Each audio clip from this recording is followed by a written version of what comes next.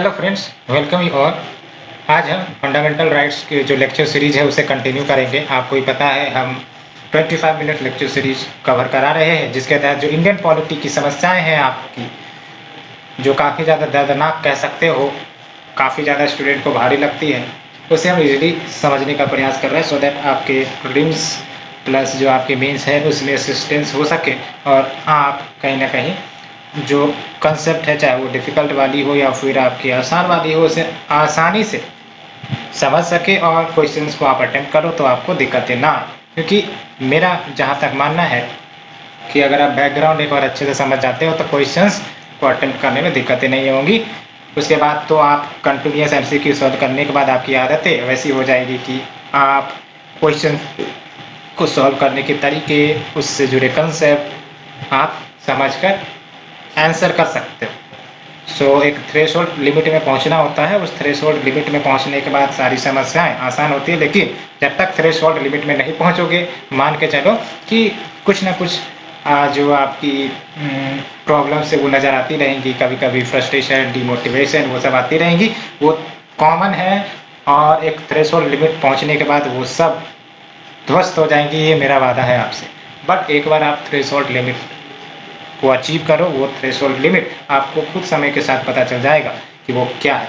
But तब तक के लिए आपको पीछे नहीं हटना है, तब तक के लिए आपको कमज़ोर नहीं होना है। You have to carry forward. और मैं बार बार कहता हूँ कि आपको अगर आनंद लेना है इस जर्नी का, तो आपको श्री कृष्ण के जो स्टेटमेंट है वो याद होने चाहिए कि जो कर्म करो तो फल की चिंता मत करो। और यही जो आपके टॉपिक है या जो ये संदेश है वो आपको मोटिवेट करती रहेंगी। आपके वीकनेस के समय में तो काफ़ी ज़्यादा ये साथ देंगी, और जो आपके हैप्पीनेस के समय है वो भी आपको ये साथ देगी। सो इस फिलॉसफी पर कायम रहो और कंटिन्यूस मेहनत करो। इस जर्नी में बहुत सारे ये न्यूज़ निकल कर आते हैं कि कोई व्यक्ति 1 साल में क्रैक कर ले रहा है, या फिर जो है भाई साहब 6 महीने में ही क्रैक कर रहा है। ठीक है, मान लेना कि वो एक्सेप्शंस है, और अगर उसमें से आपको तो कॉन्ग्रेचुलेशन। लेकिन मेरा मानना है इट रिक्वायर्स टाइम, बिकॉज जितना ज़्यादा एक प्रकार से आप वजन उठाते हो, ताकत भी उतनी ही चाहिए, तो समय लेता है। बट एक बार आप थ्रेशोल्ड लिमिट में पहुंच जाने के बाद कहीं ना कहीं आप इसे ईजी महसूस करोगे, इसे इंजॉय करोगे। So make demotivation as a part of your life. मान के चलो कि आनी ही है तो आनी ही है, तो भाई साहब एक्सेप्ट ही कर लो, सबसे बढ़िया बात। सो दैट हाँ, मैं झेलने के लिए तैयार हूँ, because it is a part and parcel of life, and ये हमारी खुशी के लिए ही तो है। You have to understand it. जब तक आप समझोगे नहीं इन सब चीज़ों को, तब तक आप आनंदित नहीं होगे। सो इसी के साथ let's start with our discussion, जो कि आपका डिस्क्रिप्शन होगा, जो मैंने प्रीवियस लेक्चर्स में फंडामेंटल राइट्स के बारे में बात करी थी। सबसे पहली बात तो हमने आपको बताई थी कि जो आपके पार्ट 3 में जो प्रोविजंस है वो आपका आर्टिकल 12 से आर्टिकल 35 को डील करता है। तो जब हम बात करते हैं आर्टिकल 12 की, तो ये स्टेट टर्म को डिफाइन करता है। स्टेट टर्म को डिफाइन क्यों किया गया होगा? क्योंकि आगे के जो भी हम फंडामेंटल राइट्स देखेंगे, जिसमें आपको बोला जाएगा, कुछ पॉजिटिव्स होंगे, कुछ नेगेटिव होंगे। State shall do, state shall not do, कुछ इस प्रकार से बार बार स्टेट जो है वो टर्म यूज होंगी। इसीलिए कॉन्स्टिट्यूशनल मेकर्स ने स्टेट टर्म को आर्टिकल 12 में ही डिफाइन कर दिया, सो दैट स्टेट शब्द जब आए तो ये क्लियर हो जाए कि what does it mean. It doesn't mean political territory और एरिया और unit, but it means authority simply. So article 12 term state को इलेबोरेटली डिफाइन किया है, जिसमें आपके government of the day, parliament ये आ जाते हैं, plus government and legislature of the state आ जाते हैं।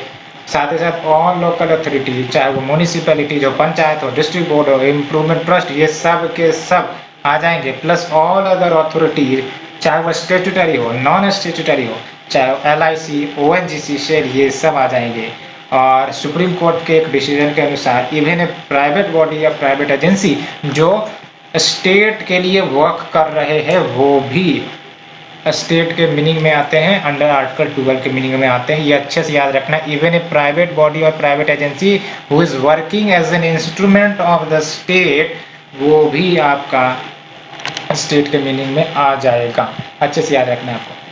सो होप आपको ये पसंद आई हो। पसंद कहने का मतलब ये कि समझ आई हो। एंड ये ज़रूर याद रखना, LIC हो, ONGC हो, ये सब तो आपके क्या है, गवर्नमेंट और इंटरप्राइजेज ये है ना, तो ये सब भी आपके स्टेट के कैटेगरी में आ जाते हैं। और बात करें आर्टिकल 13 की, तो आर्टिकल 13 में क्या हो जा रहा है देख लो, इसमें आपका लॉज को डिफाइन करी गई है। लॉज इन द सेंस कि इसमें ये बोला गया है आर्टिकल 13 में, all laws which are inconsistent with और in derogation of any of the fundamental rights वो वाइड होगी, यानी कि वह बेसिकली एप्लीकेबल नहीं होगी। सिंपल भाषा में कहे तो कोई भी ऐसे कानून जो पार्लियामेंट या फिर आपके स्टेट लेजिस्लेचर लेकर आ रही होगी, वो इनकंसिस्टेंट या फिर आपका वॉइड डिक्लेयर कर दी जाएंगी अगर फंडामेंटल राइट्स के किसी भी प्रोविजंस को वो वायलेट करती हो तो।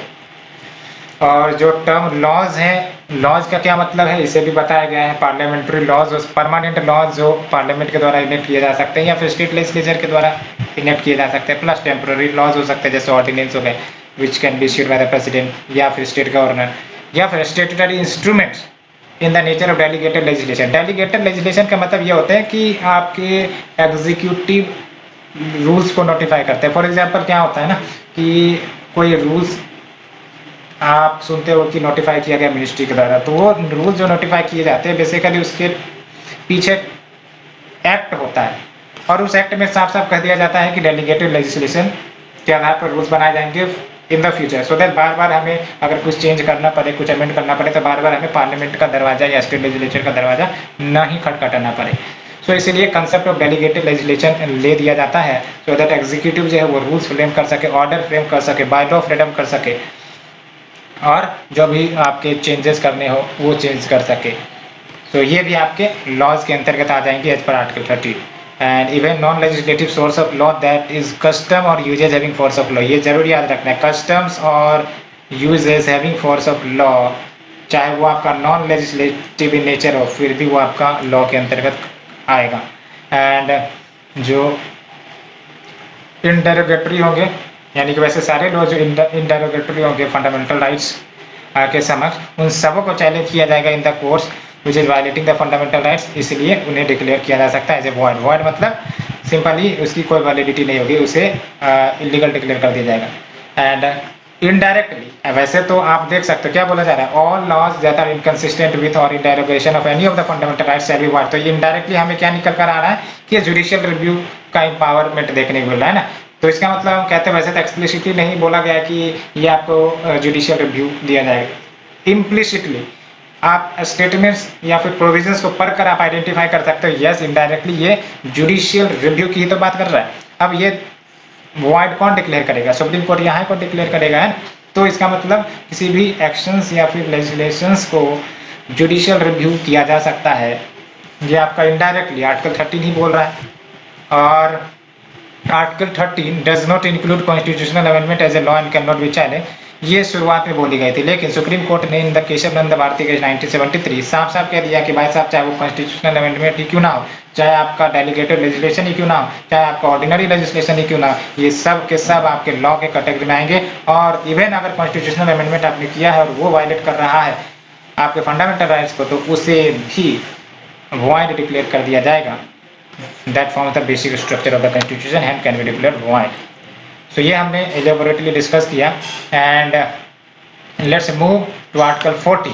तो आर्टिकल 14 की बात करें तो इसे डिक्लेयर, यहाँ से आपका जो है फंडामेंटल राइट्स की बात हो जाती है। आर्टिकल 12 में तो स्टेट को डिफाइन किया गया, आर्टिकल 13 में लॉज को डिफाइन किया गया, इम्प्लिसिटली जुडिशियल रिव्यू वहाँ से निकल कर आता है। और अब बात करते हैं आर्टिकल 14 से। तो आर्टिकल 14 जो है आपको राइट टू इक्वलिटी की बात करती है, यानी कि बराबर का अधिकार। इसमें आपका इक्वलिटी बिफोर लॉ की बात आती है, और इक्वलिटी बिफोर लॉ का जो कंसेप्ट है वो ब्रिटिश से लिया गया है। एंड निगेटिव नोशन कह सकते हो। And equal protection of law American concept से लिया गया है, और ये पॉजिटिव नोशंस की बात करता है। फॉर एग्जांपल आर्टिकल 14 की अगर हम प्रोविजन की बात करें तो इसमें क्या बोला जा रहा है, the state shall not deny to any person, यहाँ पर देख लो स्टेटमेंट इंपॉर्टेंट है, टू एनी पर्सन, यानी कि ये सिटीजन ऑफ इंडिया भी हो सकते हैं या फिर एलियंस भी हो सकते हैं। So the state shall not deny to any person equality before law or equal protection of laws within the territory of India। तो डिनाई नहीं किया जा सकता स्टेट के द्वारा इक्वलिटी, सिंपली अगर कहे, या फिर इक्वल प्रोटेक्शन ऑफ लॉज और जब हम बात करते हैं इक्वलिटी बिफोर लॉ की, तो इसका ऑरिजिन, इस कंसेप्ट का ऑरिजिन ब्रिटिश ऑरिजिन है। इसमें क्या बोला जाता है, नाम से पता चला इक्वलिटी बिफोर लॉ, इसका मतलब कानून के नज़र में सब बराबर है। इट सिंपली मीन्स कि there should not be any special privilege in favour of any person. Equality तभी आएगी ना जब प्रिविलेज खत्म हो जाएंगी। तो प्रिविलेज खत्म होने के लिए संविधान ने साफ साफ बोला है कि there should be no presence of any special privileges in the favor of any person, plus equal subjection of all persons to ordinary law। कोई भी ऑर्डिनरी लॉ पार्लियामेंट बनाती है ना, तो वो सब व्यक्ति को इक्वली एप्लीकेबल होंगे, ये बातें कही गई है। साथ ही साथ ये भी है कि no person is above the law, कोई भी व्यक्ति कानून से ऊपर नहीं है, तभी तो आपका इक्वलिटी ऑफ लॉ अप्लाई होगा। अदरवाइज कोई व्यक्ति अगर कानून से ऊपर चला गया तो इसका मतलब तो प्रिविलेज एंजॉय कर रहा है ना, ये बातें हो जाती है। एंड जो दूसरा टर्म है इक्वल प्रोटेक्शन ऑफ लॉ, इसे अमेरिकन कॉन्स्टिट्यूशन से लिया गया है।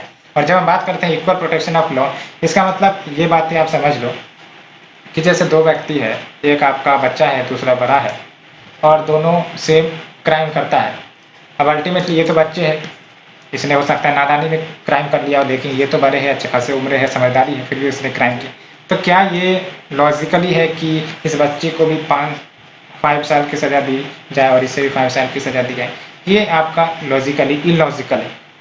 तो इसीलिए यहाँ पर आपका इक्वल प्रोटेक्शन ऑफ लॉ की बात करती है। इसमें ये बोला जाता है कि नहीं, यहाँ आपका जब इक्वल प्रोटेक्शन ऑफ लॉ या इक्वलिटी बिफोर लॉ का कंसेप्ट लगाया जाएगा तो ये भी देखा जाएगा कि दोनों जो है लाइक्स है या नहीं। यानी कि अगर सिंपल भाषा में कहे इक्वल प्रोटेक्शन ऑफ लॉ साफ साफ कहता है like should be treated A like, है ना। तो यहाँ पर बच्चे है तो इसके साथ अलग ट्रीटमेंट होगी, तब हमारे पास जुवेनाइल जस्टिस बोर्ड का कंसेप्ट आ जाता है। उसके बाद ये बड़ा है तो इसके साथ अलग ट्रीटमेंट होगी। तो ये सिंपल था मतलब वो इक्वल प्रोटेक्शन ऑफ लॉज का, जो अमेरिकन कॉन्स्टिट्यूशन से इन्फ्लुएंस्ड हो। एंड इसके तहत equality of treatment under equal circumstances, अगर अंडर इक्वल सर्कमस्टांसेस का क्या मतलब हुआ, like should be treated like, simply अगर कहा जाए, है ना। चाहे फिर आपका प्रिविलेज की बात हो या फिर लायबिलिटीज की बात हो। And similar application of the same laws to all person who are similarly situated, ये भी बात है। Like should be treated like without any discrimination, है ना। ये बातें हो जाती है। एंड ये बातें देख लो, मैंने आपको बताया था 15, 16, 19, 29 एक्चुअली इंडियन सिटीजन पर। तो आर्टिकल 14 क्या है, ये आपका ऑल पर्सन को अप्लाई होते हैं, whether citizen whether foreigners, and includes legal person. Legal person यानी कि आपके कंपनी हो सकते हैं, चाहे वो स्टेटरी कॉर्पोरेशन ही क्यों ना, रजिस्टर्ड सोसाइटीज भी हो सकते हैं, और any other type of legal person, है ना, इसमें भी शामिल किया गया। ये बात याद रखना है ना। ऑल पर्सन में ऐसा नहीं है कि सिर्फ सिटीजन और फॉरेनर्स है, इसमें लीगल पर्सन भी आ सकते हैं, स्टेटरी कॉर्पोरेशन, कंपनी, रजिस्टर्ड सोसाइटी, ये सब भी। एंड अगर हम बात करें रूल ऑफ लॉ, तो जो कंसेप्ट है इक्वलिटी बिफोर लॉ, ये सिंपली कहता है रूल ऑफ लॉ यानी कि भाई साहब कानून की चलेगी, है ना। और ये कंसेप्ट बेसिकली एवी डाइसी के द्वारा दिया गया था, आपने इनको पढ़ा भी होगा। और रूल ऑफ लॉ ये आपका बेसिक फीचर है कॉन्स्टिट्यूशन का। बट जैसा कि मैंने बोला था, fundamental rights are not absolute, है ना, यानी कि कुछ एक्सेप्शंस हो सकते हैं। तो इस एक्सेप्शंस को आप प्रिविलेज मत मानना, it is not privilege, but ये जो आपके संवैधानिक पद है उनको सम्मानित करने के लिए आपके एक्सेप्शन दिए जाते हैं। तो फॉर एग्जांपल ये जो आपका कंसेप्ट है इक्वलिटी वाली, ये प्रेसिडेंट ऑफ इंडिया और गवर्नर के ऊपर नहीं अप्लाई होंगे, plus foreign sovereigns and diplomat, plus UNO and its agencies. And article 31C की बात करें तो सुप्रीम कोर्ट ने कहा था where the article 31C comes in, article 14 goes out, है ना। इसका मतलब आर्टिकल 31C में जो भी प्रोविजंस किए गए होंगे, है ना, उस संदर्भ में अगर कानून लाया जाता है या बिल लाया जाता है या लॉज लाए जाते हैं तो आर्टिकल 14 जो है सबड्यूड हो जाता है, सिंपली अगर कहा जाए। एंड आर्टिकल 361A की बात करें तो इसमें देख लो, no person liable for any civil or criminal proceeding in any court in respect of publication in news report of true report of any proceedings of parliament या फिर स्टेट लेजिस्लेचर। सिंपली अगर कहा जाए कि भाई साहब अगर कोई न्यूज़ रिपोर्ट है जो ट्रू रिपोर्ट कर रही है किसी प्रोसीडिंग्स का, पार्लियामेंट में जो भी हो रहा है या फिर स्टेट लेजिस्लेचर में जो भी हो रहा है, उसका पब्लिकेशन अगर कर दी जा रही है, तो इसका मतलब ये नहीं कि उसके ऊपर सिविल या फिर क्रिमिनल प्रोसीडिंग्स चलाए जाएंगे इन एनी कोर्ट। और आर्टिकल 105 की बात करें तो parliamentary privileges of member of parliament, ये आपका प्राप्त है। आर्टिकल 195 इसमें आपका प्रिविलेजेस स्टेट लेजिस्लेचर को दी गई है इन द लेजिस्लेचर और एनी कमिटी देयरऑफ। तो सिंपल ये सब क्या है, ये सब प्रिविलेज दी जा रही है। प्रिविलेज दी जा रही है तो आपको लगेगा ये तो भाई साहब इक्वलिटी के खिलाफ है, लेकिन ये सब आपके कॉन्स्टिट्यूशनल पोस्ट है, तो उसको सम्मानित रखने के लिए कि भाई साहब देश में जो कॉन्स्टिट्यूशन है, कॉन्स्टिट्यूशनल पोस्ट है, उसका सम्मानित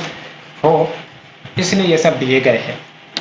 और let's move to the article 15। Article 15 की बात करें तो it talks about prohibition of discrimination on certain ground. साफ साफ ये कहता है state shall not discriminate against any citizen. अब बात यहाँ पर एनी सिटीजन की आ गई है ना, state shall not discriminate against any citizen on ground only of religion, race, caste, sex, place of birth. ये 5 टर्म याद रखना है ना, religion, race, caste, sex, place of birth. इन ग्राउंड पर स्टेट डिस्क्रिमिनेट नहीं कर सकता किसी भी सिटीजन के साथ। एंड ये जो प्रोविजन है प्रोहिबिट करता है discrimination both by state and private individual. याद रखना ये इंपॉर्टेंट है कि ये आपका स्टेट के खिलाफ भी लागू है और प्राइवेट इंडिविजुअल्स के खिलाफ भी लागू है, ये जरूर याद रखना। और आर्टिकल 15(3) एंड आर्टिकल 15 क्लॉज 4 ये फाउंडेशनल ब्रिक है रिजर्वेशन इन द कंट्री, क्योंकि यहाँ पर आप देख लो 4 एक्सेप्शंस किए गए, 4 exceptions to this general rule of non discrimination. पहली बात तो यह कि स्टेट को अधिकार दिया गया है, that is state is permitted कि वो स्पेशल प्रोविजन बना सकती है, किसके लिए, वुमेन एंड चिल्ड्रन के लिए, और किसके लिए, advancement of any socially and educational backward classes of citizen के लिए, या फिर एससीज एंड एसटीज के लिए, और किसके लिए, for advancement of any socially and educationally backward classes of citizen or for scheduled caste and scheduled tribe regarding, यहाँ देख लो, it regarding their admission to educational institution, जिसमें आपका प्राइवेट एजुकेशनल इंस्टीट्यूशन भी आ सकता है, चाहे वो एड या फिर अनएड होती हो स्टेट के तरफ से, except minority educational institution as well as for advancement of any economically weaker section of citizen. इसे ऐड किया गया था बेसिकली तब जब आपका इकोनॉमिक वीकर सेक्शन के लिए रिजर्वेशन का कंसेप्ट लाया गया है ना, 10% रिजर्वेशन टू ईडब्ल्यूएस, तो आपका यहाँ पर ऐड किया गया था। अच्छे से याद रखना है, इसमें जो आपका आर्टिकल 15 है जो आपको सर्टेन एक्सेप्शन देता है, जिसके तहत ये अलाउ होती है कि आपका जो एजुकेशनल इंस्टीट्यूशन है, चाहे वो प्राइवेट एजुकेशनल इंस्टीट्यूशन ही क्यों ना, वेदर एडेड और unaided by the state, except minority educational institution, वहाँ रिजर्वेशन प्रदान किया जा सकता है ना। स्पेशल प्रोविजन का कहने का क्या मतलब, रिजर्वेशन ही तो है स्पेशल प्रोविजन। सो उस आधार पर कहीं ना कहीं आपका रिजर्वेशन का कंसेप्ट आया एजुकेशनल इंस्टीट्यूशन में। और आप देख लो 93rd अमेंडमेंट एक्ट, इसके तहत सेंट्रल एजुकेशन इंस्टीट्यूशन रिजर्वेशन इन एडमिशन एक्ट 2006 लाया गया। इसके तहत आपका 27% रिजर्वेशन जो है ओबीसीज के लिए in all central higher educational institution including IITs and IIM प्रदान की गई थी। जबकि आपको पता होना चाहिए कि जो आपके एससी एसटीज है उनके लिए रिजर्वेशन है इन द एजुकेशनल इंस्टीट्यूशन, वो आपके संविधान के शुरुआत में ही आ गई थी। और ये जो आपका नया कंसेप्ट लाया reservation of economically weaker section in educational institution, ये देख लो, ये जो है एक्सेप्शन है C15C, इसमें आपको ऐड किया गया, ये हमने अभी बात बताई थी आपको, है ना, for advancement of any economically weaker section of citizen. तो इसको जब डाला गया तब अल्टीमेटली आपका 10% रिजर्वेशन जो है इकोनॉमिकली वीकर सेक्शन को अलाउ की गई। अदरवाइज आप समझ सकते हो अगर जब तक ये नहीं डाला जाता और रिजर्वेशन प्रदान करते तो ये आपका वॉइड डिक्लेयर हो जाता। इसलिए सबसे पहले यहाँ कॉन्स्टिट्यूशन अमेंडमेंट करी गई, और ये जो कॉन्स्टिट्यूशन अमेंडमेंट हुई है आपका 103 अमेंडमेंट एक्ट 2019 के माध्यम से की गई थी, जिसमें आपका ये टर्म ऐड किया गया था आपका एक्सेप्शन के रूप में। तब अल्टीमेटली 10% रिजर्वेशन EWS को दिया गया in admission to the educational institution 2019 में। So let's move to the next article, Article 16. Article 16 basically equality of opportunity की बात करता है। और फिर आप यहाँ देख लो ऑल सिटीजन, यहाँ पर सिटीजन के लिए यूज किया गया है इन मैटर्स ऑफ एम्प्लॉयमेंट और appointment to any office under the state, यानी कि स्टेट के अंतर्गत जो भी ऑफिस आती है उसमें जो भी सिटीजन्स की एम्प्लॉयमेंट करी जाएगी वहाँ पर इक्वलिटी ऑफ अपॉर्चुनिटी की प्रिंसिपल पर काम होगा। सिंपली अगर कहा जाए, यानी कि no citizen can be discriminated against और can be declared ineligible for any employment or office under the state on the ground of only religion, race, caste, sex, descent, place of birth और resident। तो यहाँ पर आप देख लो decent term जो है नया ऐड किया गया है, जबकि आपका आर्टिकल 15 में डिसेंट जो टर्म है वो नहीं था, है ना, मैंने डिस्कस भी किया था।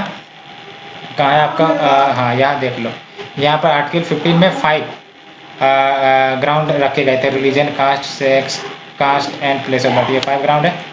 जबकि आर्टिकल 16 में ग्राउंड बढ़ जाएंगे। आर्टिकल 16 में जो ग्राउंड है आप देख लो, रिलीजन और आपका race, caste, sex, descent, place of birth and या फिर रेसिडेंसी आ जाते हैं।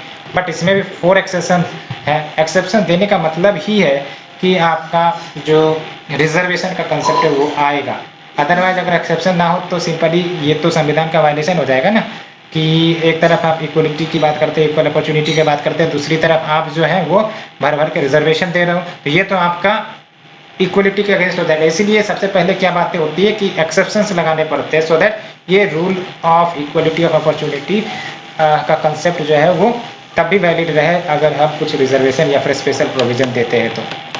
और यहाँ आप देख लो, पार्लियामेंट कैन प्रिस्क्राइब, ये सब आपके एक्सेप्शन की बात हम डिस्कस कर रहे हैं। इसके तहत पार्लियामेंट जो है वो प्रिस्क्राइब कर सकती है रेसिडेंस, याद रखना parliament not the state legislature, parliament can prescribe residence as a condition for certain employment और अपॉइंटमेंट इन ए स्टेट या यूटी या फिर लोकल अथॉरिटी या अदर अथॉरिटी। और अभी फिलहाल ये जो आपका रेसिडेंस का कंसेप्ट है फॉर द पब्लिक एम्प्लॉयमेंट, ये सिर्फ और सिर्फ आंध्र प्रदेश और तेलंगाना में वर्क है, बाकी सारे स्टेट में रेसिडेंस एक कंडीशन नहीं रखा गया है for employment in the public office. And दूसरा एक्सेप्शन देख लो, the state can provide for reservation of appointment or post in favour of any backward classes जो एडिक्वेटली, यहाँ पर अच्छे से देख लो, that is adequately not represented in the state services, तो वहाँ पर रिजर्वेशन की जो पॉलिसी है वो अप्लाई करी जाएंगी, है ना। यहाँ पर आपका आर्टिकल 16 में जो एक्सेप्शन है वो आपका एम्प्लॉयमेंट से जुड़ा है, आर्टिकल 15 में जो एक्सेप्शन है वो आपका एजुकेशनल इंस्टीट्यूशन से जुड़ा हुआ है, आप अंतर समझ सकते हो। और अन्य एक्सेप्शन की बात करें तो a law can provide that the incumbent of an office related to religious या फिर denominational institution or a member of its governing body should belong to a particular religion or denomination। इसका simple सा मतलब ये हुआ कि इसमें ये अलाउ कर दिया गया कि अगर लेट से कि आपका कोई मुस्लिम कम्युनिटी है, अब उनके रिलीजियस मैटर्स आ जाते हैं, अब भाई साहब कोई मॉस्क है उसके एडमिनिस्ट्रेशन की बात करें तो अब वहाँ पर ये एक्सेप्शन रखा गया है कि उनके एडमिनिस्ट्रेशन में जो भी आपके एम्प्लॉयमेंट किए जाएंगे वो मुस्लिम कम्युनिटी से ही हो जाएंगे, है ना। और ऐसा करना कोई भी आपका इक्वलिटी का वायलेशन नहीं होगा। सिमिलरली अगर कोई हिंदू मंदिर है और वहाँ पर जो भी एम्प्लॉयमेंट किए जाएंगे आपके इनकम्बेंट ऑफिसर्स की, वो आपका उसी कम्युनिटी से बिलोंग कर सकता है। इट डज नॉट मीन कि आपका इक्वलिटी का वायलेशन होगा, है ना। यही बात कह रहा है एक्सेप्शन के रूप में, law can provide that incumbent of an office related to religious या फिर denominational institution or a member of its governing body should belong to that particular religion or denomination and it shall not mean कि it is violating the right to equality, ये पता होनी चाहिए। And अगर हम बात करें नेक्स्ट वन की, तो स्टेट, तो बेसिकली स्टेट को परमिट करी गई है, अलाउ करी गई है कि वो प्रोविजन बना सकती है for the reservation of up to 10% of appointment of the post in favour of any EWS यानी कि economically weaker section of citizen. अब बात करते हैं कि जब ओबीसी को 27% रिजर्वेशन अलाउ की गई थी, आपको पता है शुरुआती दौर में जब कॉन्स्टिट्यूशन आया था तब तो सिर्फ SC/ST को अलाउ थी, लेकिन बाद में आपका 1990s के दशक में यहाँ पर रिजर्वेशन की परंपरा ओबीसी के लिए आई थी। ये मैटर सुप्रीम कोर्ट के पास भी गया, मंडल कमीशन वैसे तो स्थापित करी गई थी और मंडल कमीशन के रिकमेंडेशन गवर्नमेंट के द्वारा अपनाए गए थे, फिर ये आपका जो केस है सुप्रीम कोर्ट के पास गया था, उसके बाद सुप्रीम कोर्ट का सर्टेन डिसीजन आया था। इसके अगर हम क्रोनोलॉजी की बात करें तो 1953 में first backward class commission under काका कालीकर के अंतर्गत गठित की गई थी और इन्होंने अपना रिकमेंडेशन 1955 में सबमिट किया था। याद रखना, ये जो बैकवर्ड कमीशन गठित करने की बात है ये संविधान में बोला गया, इसलिए आपका समय समय पर प्रेसिडेंट के द्वारा गठित किया जाता है। और 1979 में सेकेंड बैकवर्ड कमीशन BP मंडल के अधीन गठित किया गया था। और वही मैंने बोला कि जो आपका गठित किया गया आर्टिकल 340 में साफ साफ बोला जाता है कि प्रेसिडेंट जो है वो गठित कर सकते हैं बैकवर्ड कमीशन को फॉर द रिव्यू कि क्या चल रहा है, उनकी स्थिति ठीक ठाक है या नहीं है। जो रिपोर्ट सबमिट हुई वो 1980 में हुई और इसमें ये बात निकल कर आई कि जो 52% है वो आपका सोशली एजुकेशनली बैकवर्ड सिटीजन्स रह रहे हैं भारत में, एक्सक्लूडिंग SCs एंड STs। तो दूसरा रिकमेंडेशन बोला गया कि भाई साहब इनके लिए आपको 27% गवर्नमेंट जॉब्स में रिजर्वेशन देना होगा, ये रिकमेंड करी गई थी। 1990 में VP सिंह गवर्नमेंट ने रिजर्वेशन डिक्लेयर कर दिया इनके लिए गवर्नमेंट जॉब्स के लिए। 1991 में 2 चेंजेज आए। पहली बात तो ये कि आपका प्रेफरेंस दिया जाएगा पुअरर सेक्शंस को एमंग द OBC, है ना, preference poorer sections among the OBC उनको दिया जाएगा 27% कोटा। एंड अलॉन्ग विथ ये भी प्रोविजंस लाई गई थी 1991 में, जो आज आपका गवर्नमेंट लाया है 10% जॉब्स के ऊपर रिजर्वेशन, वो कंसेप्ट आपको 1991 में BP गवर्नमेंट के अंतर्गत ही लाई गई थी।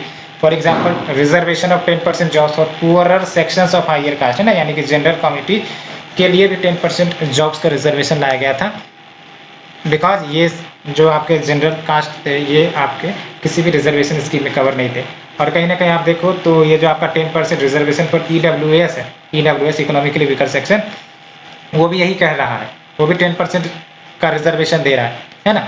तो ये कंसेप्ट ऑलरेडी 1991 में आई थी, लेकिन उस समय कहीं ना कहीं सुप्रीम कोर्ट के द्वारा खारिज कर दिया गया था ये 10% रिजर्वेशन कोटा को, और आज जो है ये आपका रिजर्वेशन कोटा वैलिड किया गया है सुप्रीम कोर्ट के द्वारा। सो 1992 की बात करें तो आप देख लो मंडल केस, जिसमें आपका scope and extent of article 16(4) इस पर बातें कही।